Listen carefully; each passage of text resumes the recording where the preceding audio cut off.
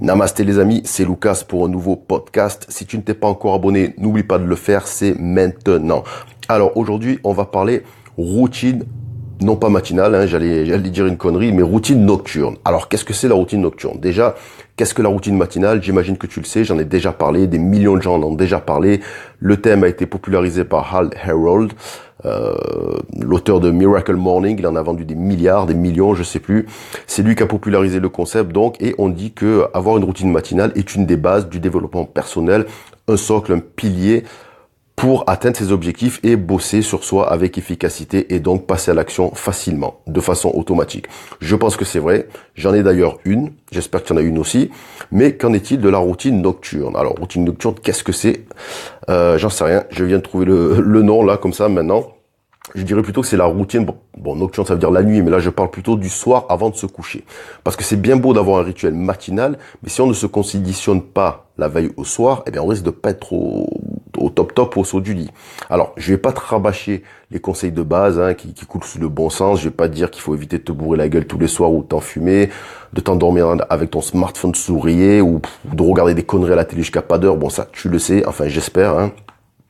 Et je vais pas non plus t'énumérer des stratégies qui pourraient t'aider à trouver le sommeil, comme faire brûler une bougie, de l'encens, écouter une compile de chants d'oiseaux ou de cascades. Cela dit, petite parenthèse, je m'arrête sur le sujet.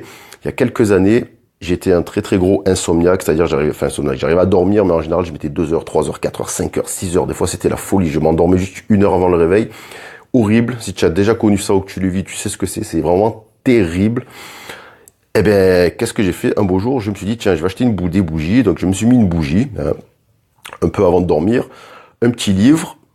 Et puis, en fond, je me mettais une compile sur YouTube. Il y en a plein. Si jamais tu cherches des trucs du genre, les bruits des vagues, le bruit de la mer, ou alors le bruit des oiseaux dans la forêt. Et finalement, ça a marché pour moi au bout de, rapidement en fait. En fait, ça apaise vraiment l'esprit.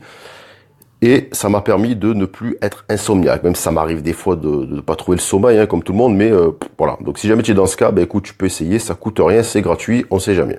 Alors non, moi ce que je voulais te dire, c'est te parler d'un truc plus simple que je considère comme un basique. En fait, c'est relire tes objectifs et tes tâches, celles que tu as prévu d'accomplir le lendemain. Les relire toujours la veille au soir. Parce que savoir, ça c'est important, c'est le minimum, ou se remémorer ce que l'on a à faire le jour suivant est primordial. Pourquoi? Pour 2 raisons. La première, c'est qu'une telle action va permettre à ton cerveau de se conditionner, de se projeter et donc de bosser sur le sujet pendant que tu dormiras. Et on dit que le cerveau bosse pendant le sommeil, je pense que c'est vrai. Les scientifiques l'ont dit, on va leur faire confiance puisque je ne peux moi-même pas vérifier et toi non plus. Donc il paraît que ça marche comme ça et donc ça boostera forcément ton efficacité du lendemain. Deuxième raison, elle est même encore plus importante, enfin pour des gens en tout cas comme moi qui avaient du mal à s'endormir, c'est qu'elle va offrir à ton esprit une certaine sérénité. Parce qu'il n'y a rien de pire pour trouver le sommeil que de n'avoir aucune idée de ce que l'on va faire au réveil. Et même encore pire, c'est dans le même ordre d'idée, mais si tu ne sais pas ce que tu veux dans la vie, alors des fois on hésite, c'est vrai, moi aussi des fois j'hésite, des fois j'ai des doutes, comme tout le monde, mais au moins avoir une idée en gros, avoir des gros objectifs, ça aide, crois-moi, ça aide vraiment à trouver le sommeil parce qu'au moins ton cerveau est reposé. Quand un cerveau cogite, en fait, je m'en suis aperçu, j'ai mis des années avant de comprendre, c'est parce que tu n'as pas de projet, pas d'objectif, tu sais pas où tu vas. Donc le cerveau, il bug un peu avant de dormir, il est pas bien, il pense à un tas de choses, il crée des scénarios horribles, difficiles, et voilà, donc c'est pour ça que tu dors pas. Et même si tu le perçois pas de façon directe, sache que petit à petit, ça crée une source d'anxiété, de déprime, et c'est donc pas bon.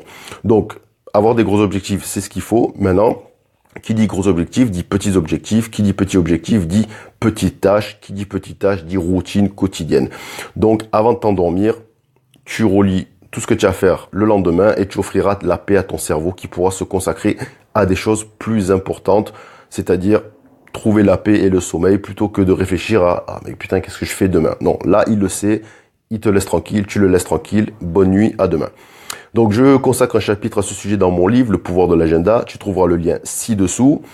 Je te remercie de m'avoir écouté. Si toi aussi tu as une routinale, voilà, j'ai fait un mix entre routine et matinale, alors plutôt une routine nocturne, routine du soir, n'hésite pas à en parler. Si tu n'arrives pas à trouver le sommeil non plus et que tu l'as retrouvé, mets-nous un petit com. Allez, ciao, ciao.